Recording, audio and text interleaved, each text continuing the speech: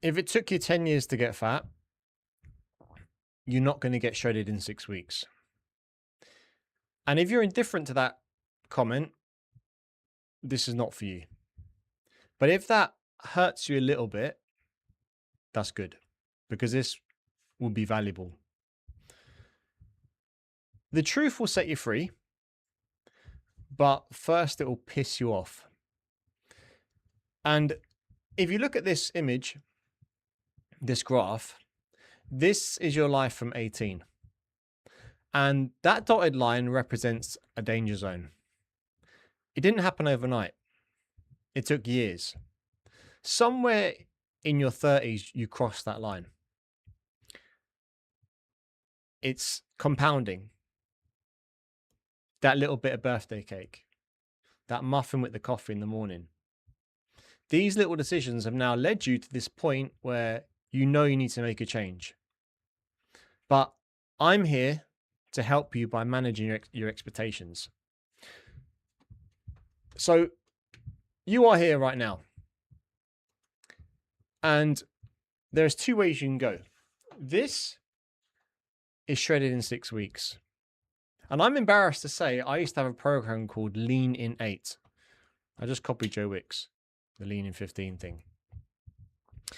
Look at the image. The dotted line is where you are now. And then 6 weeks, rapid weight loss. 6 weeks is over, rapid weight gain. And then some. This is 6 months. A gradual decline after a gradual incline. And that's what we need to look at. How can we manage our expectations so that the next 6 months will set into momentum habits for life? So if you're a dad over 40 and you're in this position, this is what it takes to lose the belly and keep it off for life. Month by month, what to expect. Month 1 to 6. Nobody in fitness tells you the truth because it's not sexy. They tell you what you want to hear, not what you need to hear. Because the truth doesn't sell supplements. But the truth does get you lean. So by the end of this, you'll know exactly what to expect each month and the maths that you can apply, because it's just formulas. You'll know what's changed, what changes, what stalls are going to happen, when they're going to happen, and what to do in each phase. Especially when you got a missus, you got kids, you run a company, or you're high up in a job. This is stuff that is going to stick long term. And this is stuff that most people were underserved, us fellas in our 40s with kids. Now, this is the amount of people that have done the scorecard. 9.2 thousand started it, 7.3 thousand finished it. This is the Apex Dad Fat Loss Scorecard. Right, so you want to be one of the 7.3. All right, and you don't want to be like, because if you don't know where you're at, you're going to be chasing your tail, pissing in the wind, fiddling in the dark. That's what she said. So when it comes to your fat loss, do the scorecard. The link is in the description. Takes you 3 minutes. You'll get instant clarity on where you're at, so you know where to go. All right. Why nobody gives you the real timeline? Speed sells. Speed is exciting. It gets the clicks. Shredded in 6 weeks. Lean in 8. Otherwise, it gets scrolled past. If you say, hey guys, I'm looking for 6 men over the next 6 months to eat quite boring, do the same workouts every single week, and the only thing you're going to change is adding a rep or adding a tiny bit of weight. It's not appealing, is it? It's going to get scrolled past. But what it's costing you is expectations and therefore hope. You are on the false premise that this can happen overnight. And when it doesn't, it reinforces that it's not going to happen for you. And it's not true. So the reframe is slow down the timeline and let this be one plan that you actually finish. And it works. Your body runs on homeostasis, which is if it took you 10 years to get fat, it's not going to take you 6 weeks to get fit. It wants the state that it's used to, and it will defend this. This is evolution. So 10 years of slow weight gain, when you starve yourself, when you put your body under intense workouts like burpees, excessive running, chronic stress to the body, it goes into fight or flight mode. It's trying to survive. So it holds on to that fat.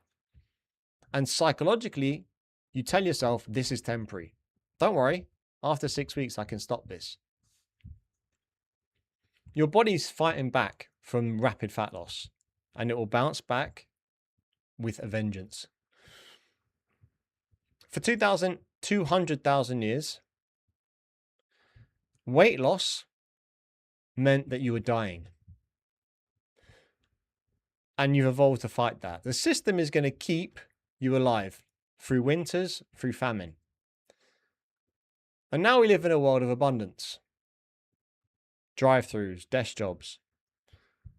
So famine is not coming if you live in the Western world. And as Noah Ravikant said, now we are dying of diseases of abundance, not scarcity. We're metabolically sick and prematurely dying as men.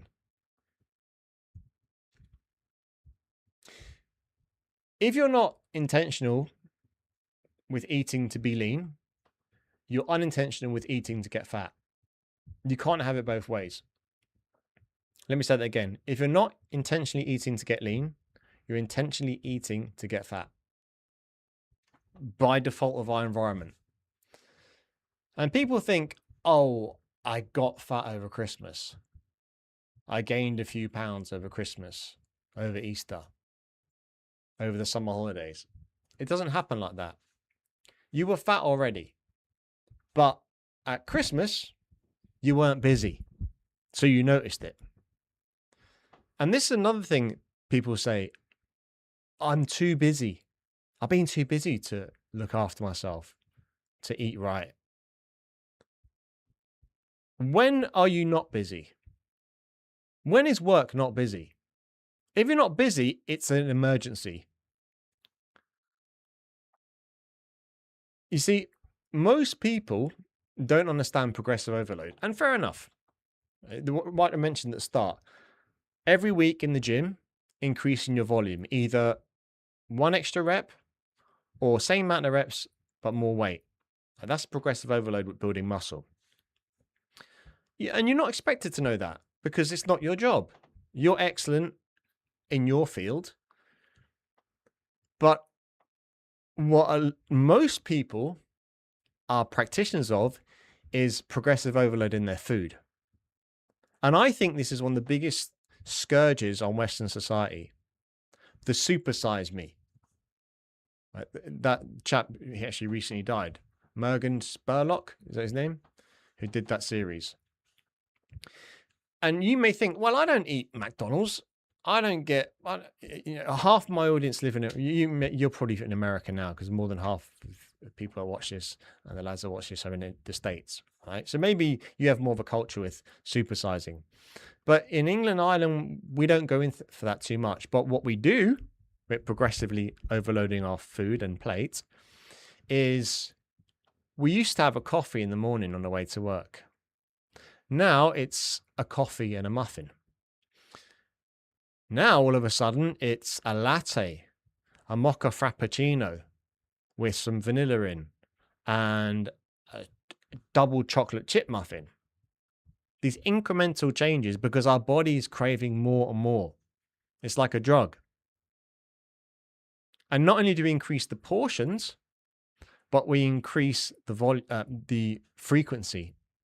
So it used to be, oh, I have my special muffin on my Monday, because, Monday blues, or hump day Wednesday, or it's Friday, it's the weekend. That's muffin time. Now it's muffin every morning.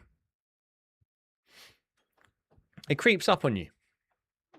But this is reactive eating. And we want to be proactive with everything. Because patience is a superpower. Everything good in your life is on the other side of practicing patience. And if you're the same age as me or similar, I'm 44, I remember when I had to find something out, and you probably do as well, I had to get a bus to go to the library to find that thing out. Now, we get it instantly. And I don't even type anymore. My PC and I use phone is voice command. I couldn't be asked to even type. And I get irritated with AI when it doesn't know the answer straight away in exactly the way I want to know it. That's how impatient we are. This is a blessing in terms of productivity. It is a curse in terms of health. Because we want instant gratification. And instant gratification is the enemy of happiness. So, let me do some maths for you. That muffin with your coffee, just once a week, is 500 calories. 500 calories for 52 weeks of the year is 26,000 calories in a year. 3,500 calories equals 1 pound of fat. So that's 7 pounds a year you would gain. That's 70 pounds over 10 years. And that's just from that muffin once a week. But nobody wakes up 70 pounds heavier. And everybody thinks, what's the harm? I can't have my coffee without a muffin. Can't have my tea without my biscuit. And then it's 2 biscuits, 3 biscuits. Oh, fuck it, I'll finish the pack. The good news is it can be reversed. You can walk 2,000 steps extra every day, and that burns about 100 calories. That alone cancels that muffin, right?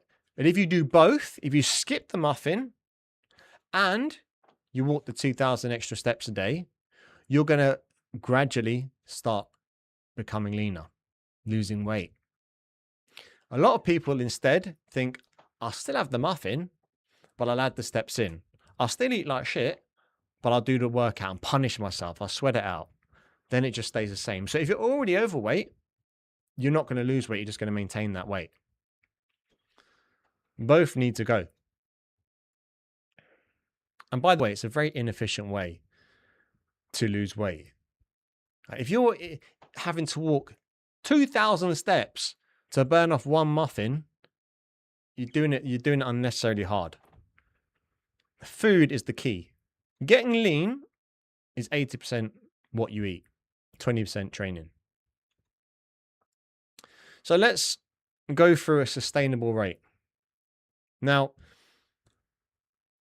let's say you're 5'11" and you're carrying a bit of muscle and you're about 170 pounds, right? That is a lean body.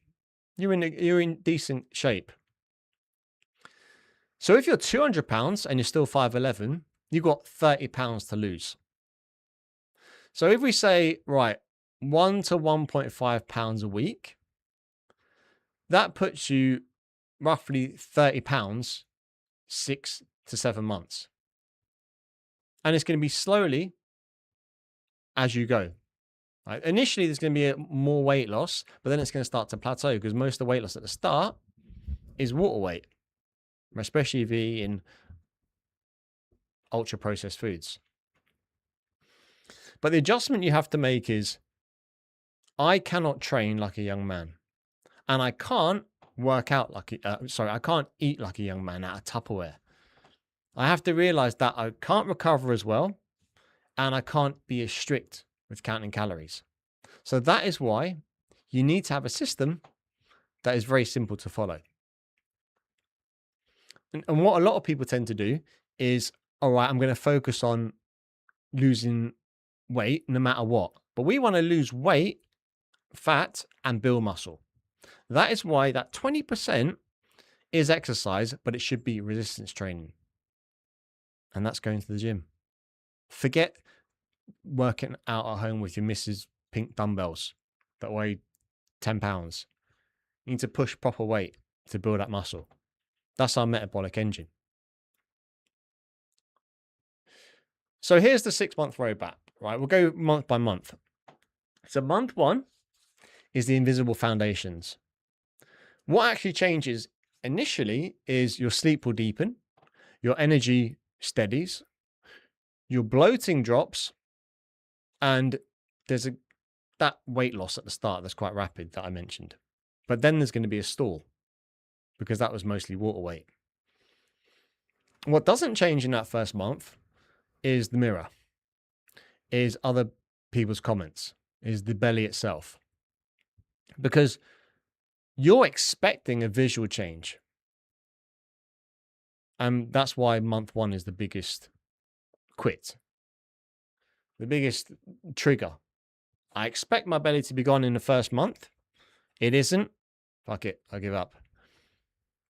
But what you're really building is the training habits, the plate template, and the measurement routine. So taking your waist measurements once a week, weighing yourself once a week, taking your photographs once a week, looking, did I complete my workouts? Doesn't matter if I slept 2 hours because the kids were all awake. Did I get to the gym and give it some effort? You start skipping workouts, you're in trouble. The first month, the win is consistency. Consistency is the win. Nothing else. Month 2, you start seeing it, but nobody else does. Right? So these are private wins. The belt goes down 1 notch. The shirt starts sitting better. The strength is up noticeably, so you're lifting a bit more, whether it be reps or weight, as mentioned. And you don't have that 3 p.m. crash anymore. The frustration is you can see it in good light at the right angle, but no one says to you, oh, you look great. And that's the schedule to expect. The trap is nobody's noticed, so it must not be working. Now, as fellas, I tell my wife every day, I love, you're gorgeous, you're beautiful, XYZ. I'm a bit soppy like that. My wife doesn't say it to me. Well, rarely. Now, we won't go into this in detail, but hormonally women are different. Some parts of the month, they're more complimentary than the others, if you know what I'm saying. But men like compliments too. We like to be noticed. It doesn't have to be physical, but it could be your energy. I hate that word when using that context, but your aura, dare I say, like the kids are saying. Or even something like, fair play to you, you're working so hard. Like I would prefer my wife to say to me, I'm proud of you more than I love you. That gives me more of a buzz. Maybe I need to see a therapist because of that. But when my wife says, oh, you're working so hard, you're doing so well at work, that is the best compliment for me. So this, obviously, most men I work with are very successful. So I assume you are successful too. You're watching this, you're feeding yourself the right stuff instead of nonsense. So you're likely very successful in your work. So that's a given. But when you start becoming successful in your health, disciplined, good habits, and your wife mentions that, oh, fair play, you're going to the gym again. You're eating really well. It's going to sit with you nicely. So when you don't get those and you've been working your ass off for over a month, subconsciously you're like, no one else is noticing. My missus ain't noticing. But what you should do in month 2, when this happens and no one notices, is nothing new. Same plan, same week, just repeated. It's boring. Boring is the strategy. Month 3, almost at the halfway point. This is when you get the first comments. So this is when people will say, have you lost weight? Might be a colleague, might be the missus, might be yourself. You catch yourself in the mirror. Hey, who's that? Oh, it's me. And you'll start to notice little changes in the body. Like your waist might be down a little bit. Your face is visibly sharper. You start to see your cheekbones. Sleep is better. Your energy is much better. And your mind changes as well. Your plan stops feeling like it's forced and it's like brushing your teeth. Essentially, you become less dependent on willpower and you're more confident in your habits. Now, the risk here is celebrating too early. You think to yourself, hey, I'm halfway through. Might as well go have a few pints. And then you erase the hard work you did. Or you start slipping. So do not celebrate early. Once you get past month 3, month 4 to 6 is the visible transformation. As long as you have been consistent and you've been patient, you'll start to see each pound goes down more than the last. So then it starts compounding over time. And you start noticing, I'm getting leaner because I got my scales, my waist measurements, my photographs. The evidence is all there. So the milestone here is, all right, my old clothes are fitting better than they used to. They're hanging loose. There's definition in the belly. And the day 1 photos look like someone else. But now you need to prepare yourself for the stalling. Because 2 or 3 flat weeks are going to happen. Right? And that is to be expected. But the trend only resumes going downwards if you resume the habits. And this is the phase where everyone calls it, oh, it's all of a sudden. All of a sudden you lost weight. Let me tell you something. I lived in Korea for 2 years. The bamboo tree grows for 6 years underground. And then once it breaks the surface, it shoots up in a matter of weeks. But everyone always says, wow, bamboos grow so quickly. No, they don't. You just didn't see the years that were underground. And this is why I got no social media on my phone. Disabled my YouTube shorts.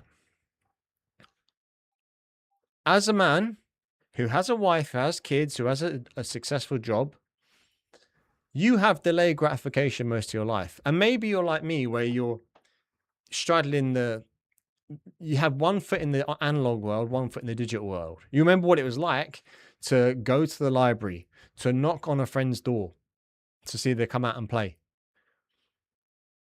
And now everything is instant.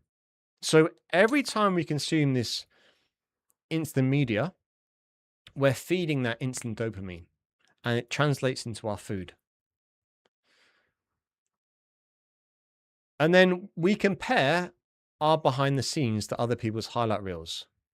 I lost 14 stone in a day, as Peter Kay says. Or I lost 60 pounds in a week. Or look at my 6-pack online, covered in fake tan and baby oil. That's the highlight reel. What you didn't see was the months of boring eating, boring training, going to bed early, making sure you get enough water. That's the underground part.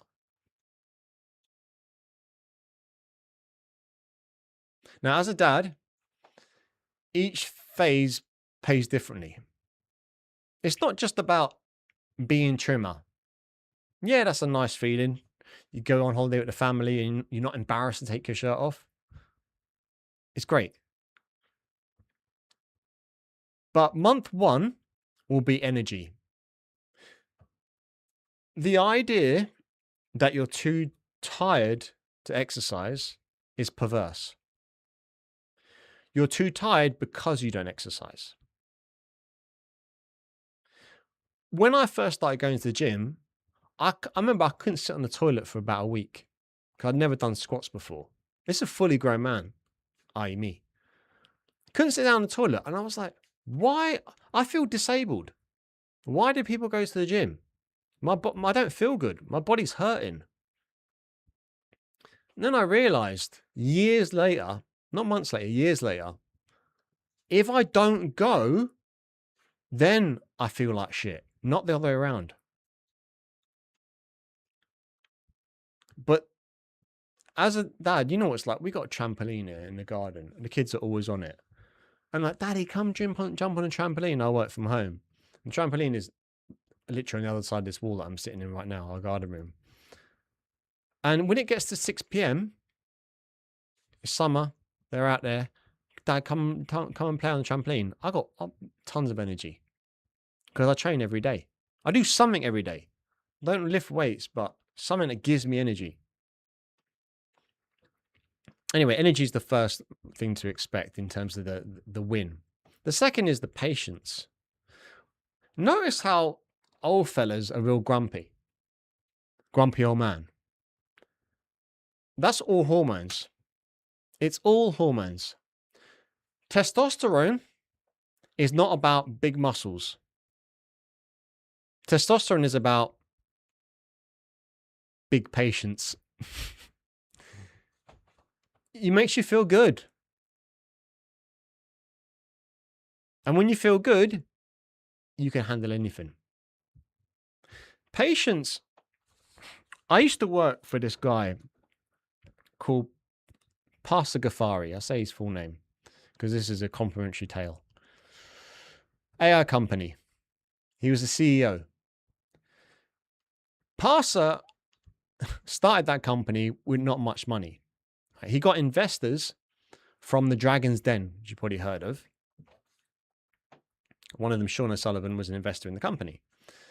And I was with them for a couple of years until I got made redundant, but this is about 10 years ago. Anyway, long story short, Pastor worked his ass off, sold that company for a lot of money to another company. And then I seen him years later after he made me redundant, walking down the street, this sports car, BMW, look like the Batmobile, pulls up. I'm like, whoa, look at that car. That's pretty cool. And the window goes down. Maybe he wants directions. What's up, Kev? I said, oh shit, Pastor, it's you. There he is. Loads of dosh, suntanned, happy, still a young man. Pastor used to say to me, never get too up, never get too down. Take everything as it comes. So if we made a big sale, he wouldn't be like, yeah, come on. If we lost a big client, he wouldn't be slamming the desk, cursing. The same with your journey on fat loss. Can you be level? Can you be balanced as the scale goes up and down? Can you see the bigger picture over time? Not make rash decisions. When the scale goes up, on a Friday, you don't think, fuck it, I'm going to have a few pints, have my curry, have my treats on the weekend. Throw the baby out of the bathwater. How would that doesn't work in your business, does it? Or your work. And that's why when something bad happens, or doesn't go the way you want it to in your weight loss journey, take a breath. Take 10 seconds. And that is the power of patience. Then month 6, when it's all said and done, identity. That is the biggest payoff. You just do it now because it's who you are. You look at the dad now in the holiday photos, he's not holding his breath in anymore. He's the one who jumps in the pool, who goes on the trampoline. Because this is who you are.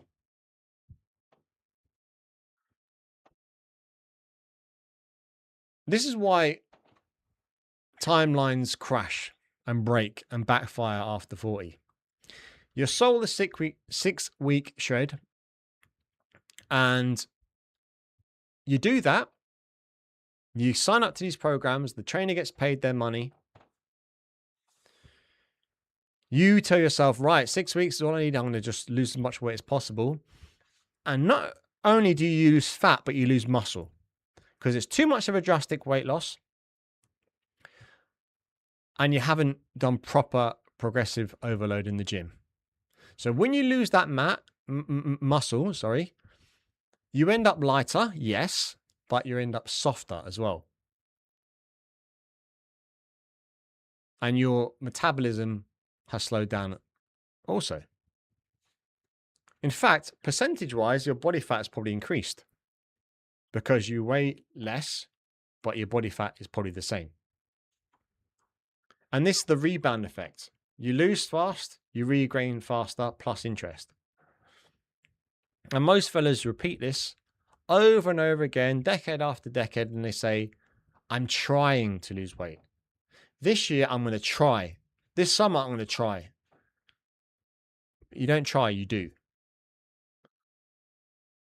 But if you do it, you got to do it properly and slowly. But a 40-plus-year-old father is in a different environment to a 20-year-old single lad with no kids. You got work stress. You got sleep deprivation. So if you train too hard, you lose weight too quickly, you're fucked. And your joints are going to be fucked as well. So is your sleep and so is your mood. So you've done the crash version, but this version I'm walking you through now is the one that actually sticks and it will end this cycle. Now, if you're going to take anything away from this talk, here's the 4 levers you can pull. Lever number 1. And these are all going to help you to avoid the crash. Stock simple foods, schedule simple treats. So become, as I said to the chap who joined us last week, a protein holic. I'm doing an onboarding call with this chap who says, I'm an aholic. I get addicted to things. I got addicted to cycling. Now I'm addicted to chocolate, etc., etc. So it's become a protein aholic. Most fellas, especially dads, are drastically under eating protein. And I say especially dads because we eat what the wife eats. We eat what the kids eat. These are children. A child who weighs 30 pounds should not be eating the same amount of protein as a man that weighs 200 pounds. And the same goes for your wife. Let's say your wife is 130 pounds and you weigh 200 pounds. You should be eating the same meal as her. You should be eating way more protein. And you should have protein. So lever 1 is eating that survives 6 months. Protein with every single meal. Every meal, especially breakfast. That's the one we skip out on the most. Vegetables and fruit daily, given. Whole food carbohydrates, i.e. potatoes. And this is a template plate. Half of it should be protein. Not peanut butter is not a protein source. Neither is yogurt. It's a fat source. I mean protein from animal products. Yes. Forget veganism and vegetarianism. It's a cult. I was a vegan. Worst mistake I ever made in my life, food-wise. So protein at every meal. A modest deficit, not a cliff. In other words, small enough that it works weekly. And it's going to survive birthdays. You can still have takeaway Fridays. That's all planned into it. And when I say simple foods, scheduled treats, I mean plan your enjoyment. Say, me and the missus, this Friday, gonna have a glass of wine. Or I'm going to, on a Sunday, have pizza with the kids. And that's scheduled in. It's not reactive. It's proactive. But in this first 1 to 3 months, don't touch the setup. Do the setup with this plate, half protein, then a quarter veg, a quarter carbs, and then see how your weight goes down. If you find that it's not going down enough, you might need to increase your protein, decrease your carbs slightly. Lever number 2, training that matches the months. So month 1 and 2, 2 to 3 strength training sessions a week. Compounding basics, push, pull, squat, hinge. And leave some reps in the tank. So you're not killing yourself. But build the habit alone. Get used to putting on your training gear. Go into the gym. Noticing that no one really cares if you're there or not. So forget about what they think. And learn to get over that. But it only happens through exposure. Not as in, don't expose yourself in the gym, but expose the gym to you. Yeah. Month 3 and 4, gradually add load. So the strength curve starts to go up. In other words, you're comfortable doing a bench press, doing a squat. Now, can I add a rep in every week? Or can I increase the weight? And when I say increase the weight, I mean using one of these. If you're listening, I'm holding up a micro plate. You add that to the barbell, not these big bumper plates. That's progress. Anything else can be injury causing. Then month 5 and 6, same sessions, but you will not lift that weight unless you're going to add progressive overload. Right? So it's not negotiable now.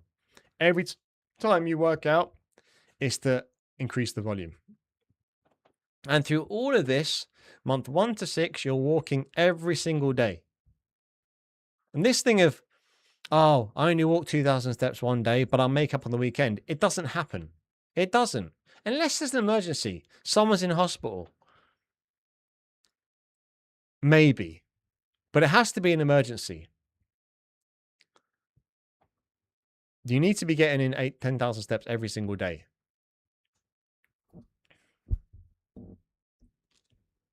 And people say to me like, oh, it's just walking. I'm like, walking's the engine. But the floor is 8,000 steps. That's not the ceiling. And if you're busy, which you should be, or you hopefully are, you can take when you take a call, go and walk at the same time. Stick your headset on. Every time you have a meal, walk afterwards. Take the stairs instead of the lift. Park 10 minutes away from your job. Leave 10 minutes earlier. Walk that 10 minutes. And also people say to me like, you do the same training every week. Yeah, I do. Doesn't it get boring? No, it doesn't. Because you're getting stronger. That's the progress. We're so caught up with this novelty. Social media. Food. Some things need to be the same and gradually progressed.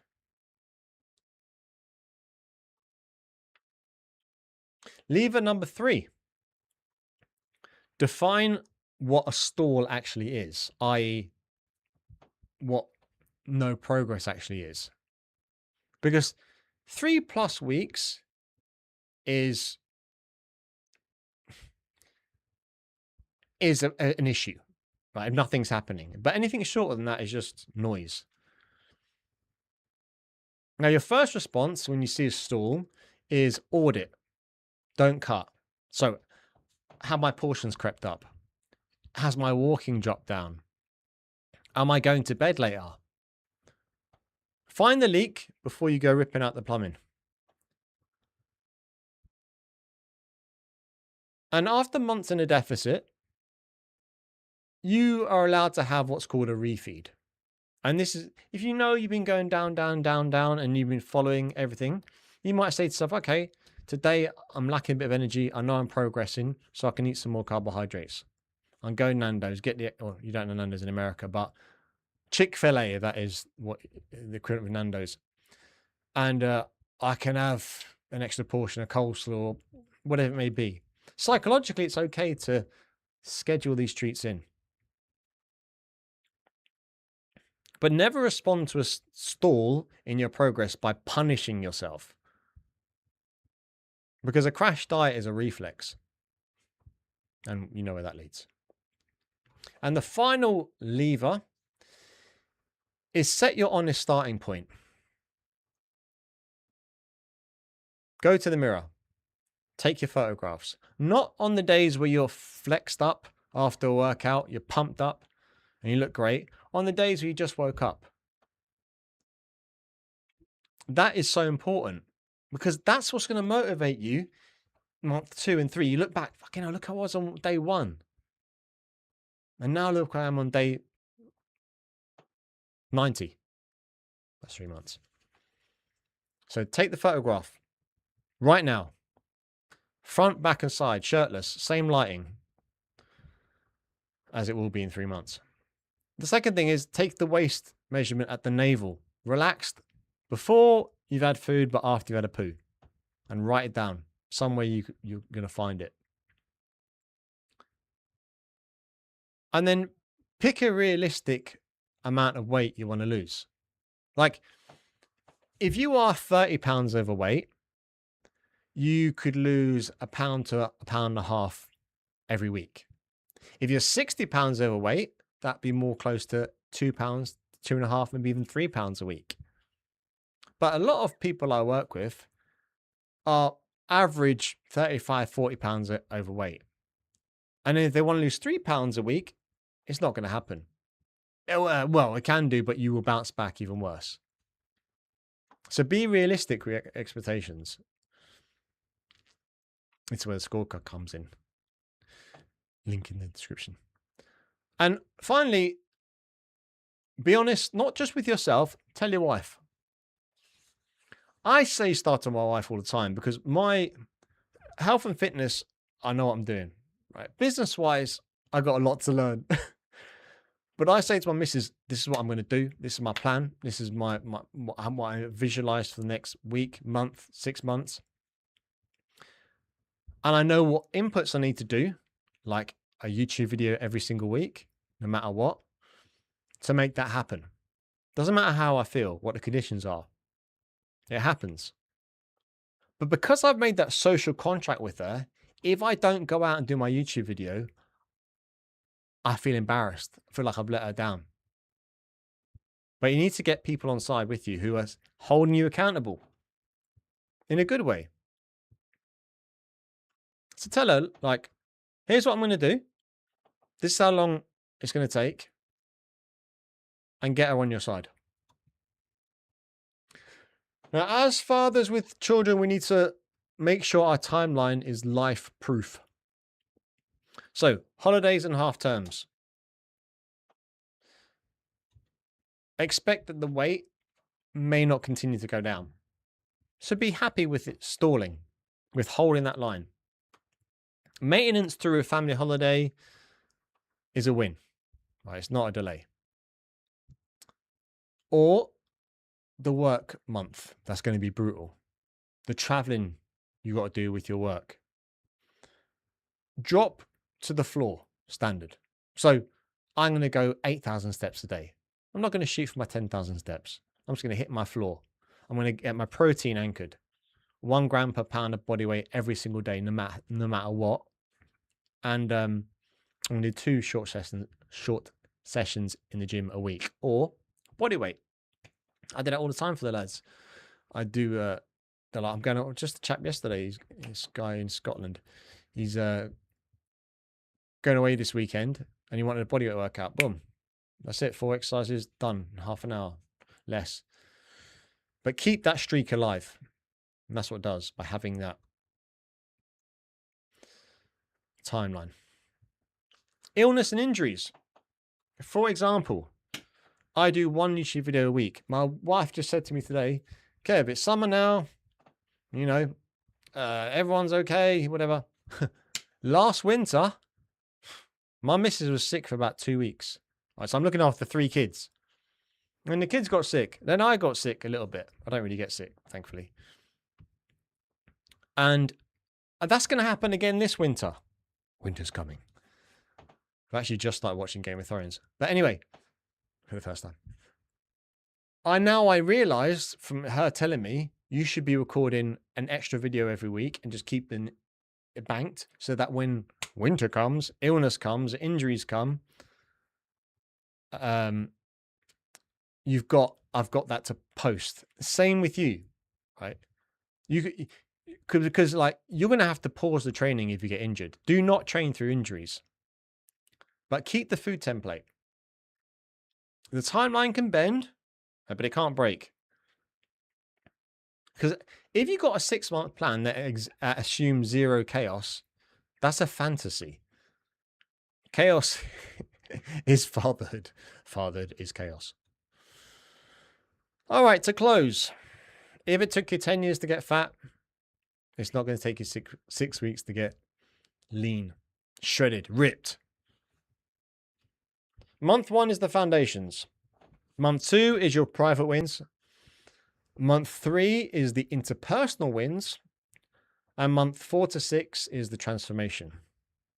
If you've got 30 pounds to lose, expect about 1 to 1.5 pounds a week. Slower if you've got less to lose. Faster slightly if you've got more to lose, including the stalling. The first 72 hours from now, next few days, take your waist, take a photo, put into your calendar the dates you're going to train. What to expect, tell the missus so she knows. And this is what I would say to her, right? The promise, as it were. And to yourself. I want to feel different in weeks. I want to look different in months. And in 6 months, I'll be a different man. Because 6 months is going to pass either way. The question is, who will be the man standing there when it's done? And watch out for the fat loss hump. That's this next video. Pretty slick.